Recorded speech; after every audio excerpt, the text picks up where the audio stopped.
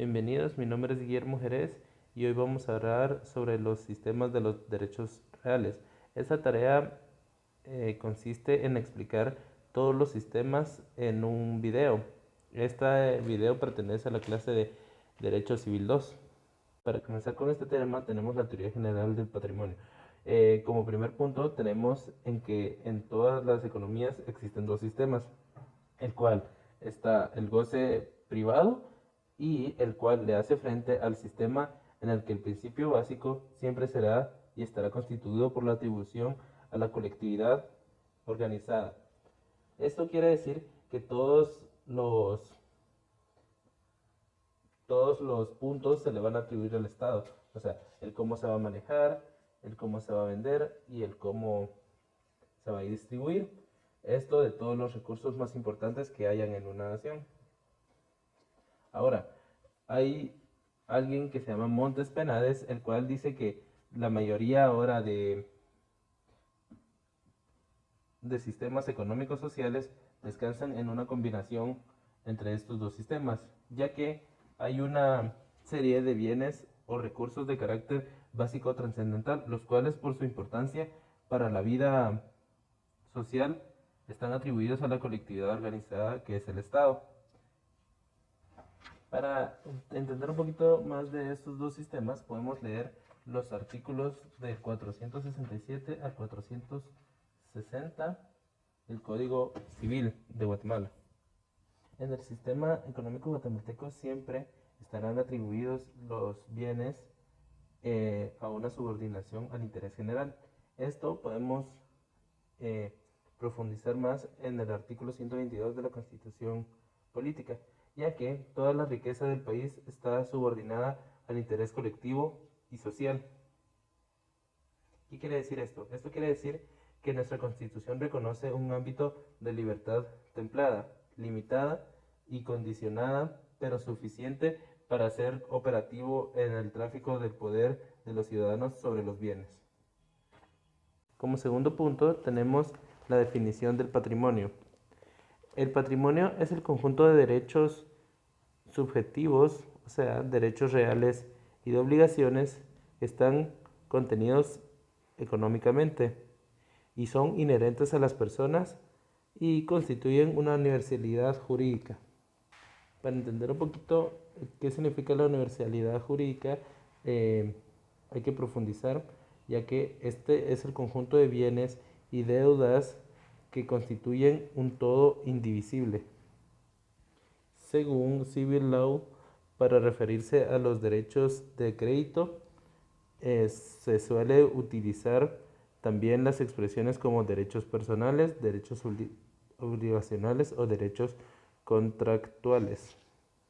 Cuando decimos que el patrimonio es una universalidad, esto queremos dar a entender que es el conjunto abstracto integrado por varios entes, pero que es diferente de las partes que lo componen.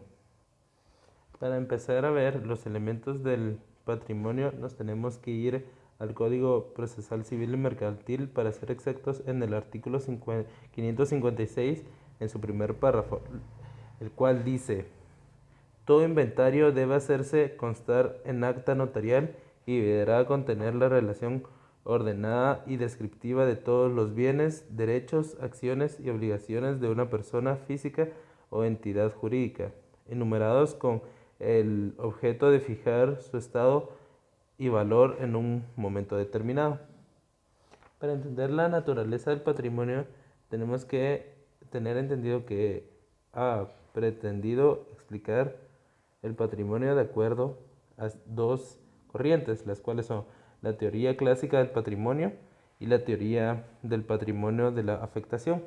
Como primera teoría, sus postulados son cuatro, los cuales son que solamente la persona puede tener patrimonio, que toda persona tiene que tener un patrimonio, que nadie puede tener más de un patrimonio y que el patrimonio es inseparable de la persona. Esto quiere decir que aunque no tenga ningún bien, tiene el patrimonio de las obligaciones, de sus derechos. Y como segunda teoría tenemos a la teoría del patrimonio de la afectación, los cuales sus postulados son muy diferentes a los del anterior, ya que estos sostienen que el patrimonio es aquel conjunto de bienes, derechos y obligaciones destinados a un fin jurídico determinado. Sus postulados son tres. Primero, que toda persona puede tener tantos bienes como quiera. Estos pueden ser los bienes patrimoniales, los bienes de la familia, los bienes de la sociedad conyugal, los de derechos hereditarios y los de derechos del concursado. Como segundo postulado tenemos uno parecido al primero, ya que dice que no necesariamente una persona tiene patrimonio. Esto quiere decir que esta teoría es muy diferente a la anterior, ya que estos creen que aunque no se tiene un patrimonio, las obligaciones y los derechos que tiene esa persona tampoco cuentan como patrimonio, como lo dice la anterior teoría. Y como tercer punto tenemos el patrimonio autónomo. Como tercer punto tenemos a las características del patrimonio. Estas características son 5, las cuales son: la primera, no hay patrimonio sin sujeto. Esto quiere decir que todo patrimonio se encuentra unido a cualquier sujeto de derecho. Esto quiere decir que no hay ninguna propiedad que no tenga sujeto, que no tenga propietario. Otra de las características del patrimonio es que esta noción abstracta del patrimonio se circunscribe a los derechos subjetivos. Y como otra característica tenemos es que es una universalidad jurídica, o sea, que esto engloba todo, a todos los derechos que tienen las personas, los derechos reales y sus divisiones, como pueden ser los contratos, sus propiedades, etc. Otro punto que vamos a tocar aquí son las diferencias entre los derechos reales y los derechos de crédito. Aquí hay diferentes teorías. La teoría clásica defiende la dualidad de derechos y estima que la esencia del derecho real radica en la especial relación que atribuye a su titular con un bien. O sea, esto quiere decir que incluyendo tanto los bienes materiales, físicos o corporales, como los bienes inmateriales y los derechos. O sea que todo este contenido es el poder que se tiene sobre el bien para que sirva para diferenciar el derecho real del derecho de crédito o de las obligaciones. En este el poder que se atribuye al titular del derecho solo puede facultar a exigir el contenido de la prestación al concreto sujeto que ha asumido su realización. Pero para la teoría obligacionista o personalista, que la diferencia entre el derecho real y el derecho de crédito es, según la teoría, que no derivaría de la cualidad o naturaleza del poder conferido al titular. O sea, que no tiene el poder de siempre consistir en exigir de otra u otras personas el cumplimiento de un deber.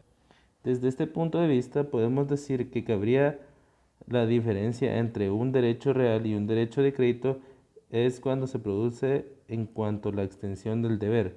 En el caso de los derechos reales se produce un deber universal.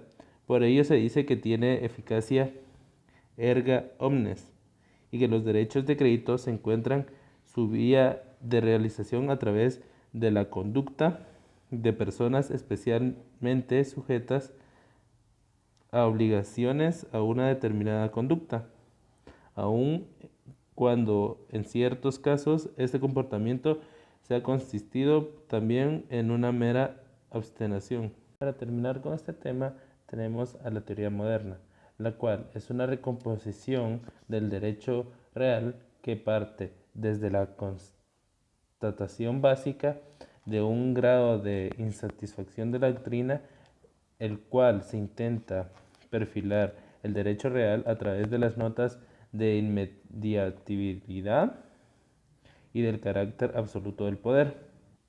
Esta doctrina precisa en dos matices, las cuales están en torno a ideas clásicas de inmediatividad y absolutividad, las cuales tienen el poder en que el derecho real consistirá y del sistema de protección que lo caracteriza. Hoy en día, tanto la doctrina como la jurisprudencia aceptan la doble categoría de derechos subjetivos privados de naturaleza, o sea, los derechos de naturaleza real y derechos subjetivos privados de naturaleza obligacional, ya que es cierto que ambos tienen rasgos y persiguen las finalidades que pueden ser comunes y semejantes, pero cada una presenta rasgos las cuales lo diferencian y justifican su distinción. Como otro punto tenemos a los de derechos de dudosa naturaleza real o de crédito, las cuales están constituidas por las figuras intermedias, por las vocaciones del derecho real, por los derechos reales in faciendo, por las obligaciones de propter rem o ambulatorias. Las figuras intermediarias. Estas figuras intermediarias de derecho son las que suelen emitirse por la doctrina dos grupos, según el elemento en que ellos predomina, y así se distingue entre derechos de crédito con trascendencia real y derechos reales con contenido obligacional. El derecho de crédito con trascendencia más conocido hoy en día es el tal llamado ius ad rem, el cual surgió cuando el señor feudal concede a un vasallo el disfrute de determinados bienes, los cuales no se hace efectivo el derecho en tanto no se realizaban determinados formalismos. Mientras tanto, el vasallo solo tiene un derecho futuro sobre el bien, derecho que todos deben de respetar. Otro punto del que hablaremos es la función de la ley y de la autonomía privada en la creación y configuración de los derechos reales. Como primer punto tenemos a la organización y disciplina de los derechos reales. Hablando típicamente de los derechos reales, hacemos referencia a que son dos sentidos diferentes. Uno, por cuanto el segundo supone una mayor rigidez respecto del primero, ya que si hablamos de tipicidad, el bien, en el sentido que la voluntad privada no puede constituir nuevos tipos de derechos reales distintos de los regulados por la ley, y bien en el que la voluntad privada no puede contradecir ni modificar la disciplina legal que regula cada uno de ellos. Esta doctrina se encuentra dividida entre quienes, convencidos de la bondad de ese enfoque restrictivo, defienden la vigencia de un sistema numerus clausus de tipos de derechos reales, y quienes, por el contrario, seguros de las ventajas de la solución contraria, sostienen que la autonomía de la voluntad que preside el derecho contractual se extiende también a la creación de derechos reales y a la modificación de los tipos previstos por el legislador. Esta caracterización identifica al sistema de numerus apertus. También hay un problema, ya que al aceptar el sistema numerus apertus o numerus clausus en la creación, modificación y extinción de los derechos reales, esta no será tanto una cuestión de planteamiento dogmático como un problema de determinación de los límites de la autonomía privada en relación a la libre creación, modificación y extinción de estos derechos. Como otro punto tenemos a la tesis numerus apertus o abierto. Esta postura es la que defiende la posibilidad de crear nuevos derechos reales, distintos e independientes de los legalmente reconocidos.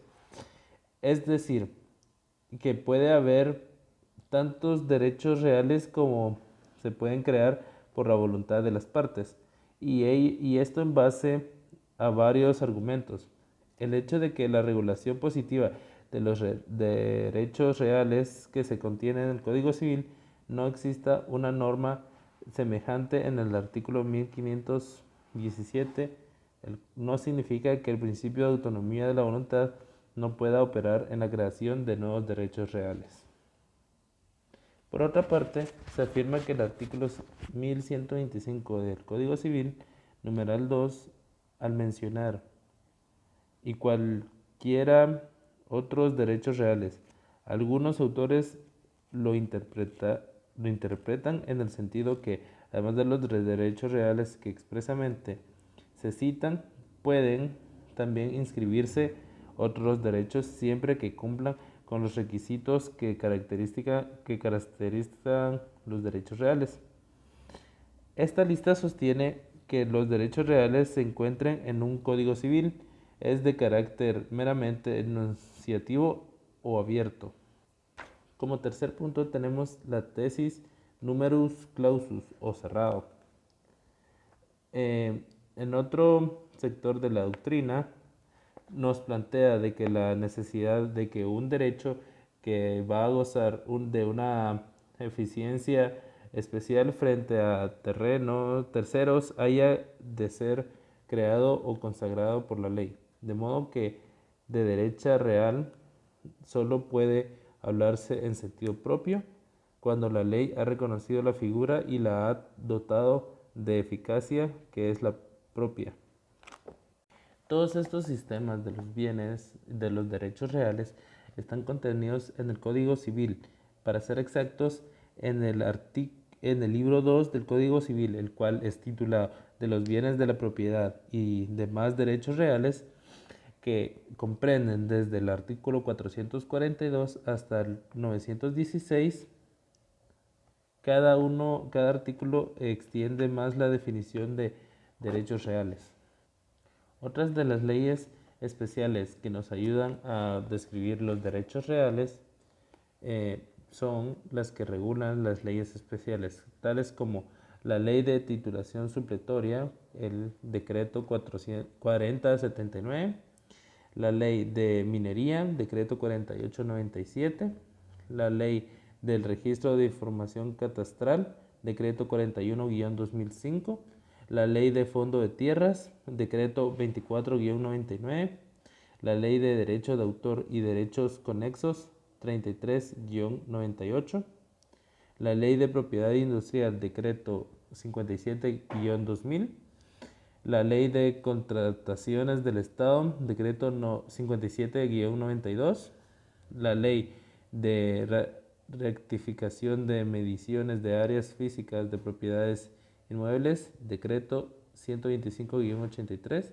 la Ley Reguladora del Procedimiento de Localización y Desmembración de Derechos sobre Inmuebles Proindivisos, Decreto 82-84, Ley Reguladora de las Áreas de Reservas Territoriales del Estado de Guatemala, Decreto 126-97, Ley de Pesca y Acuicultura, Decreto 80-2002, y la Ley de Áreas Protegidas, Decreto 4-89.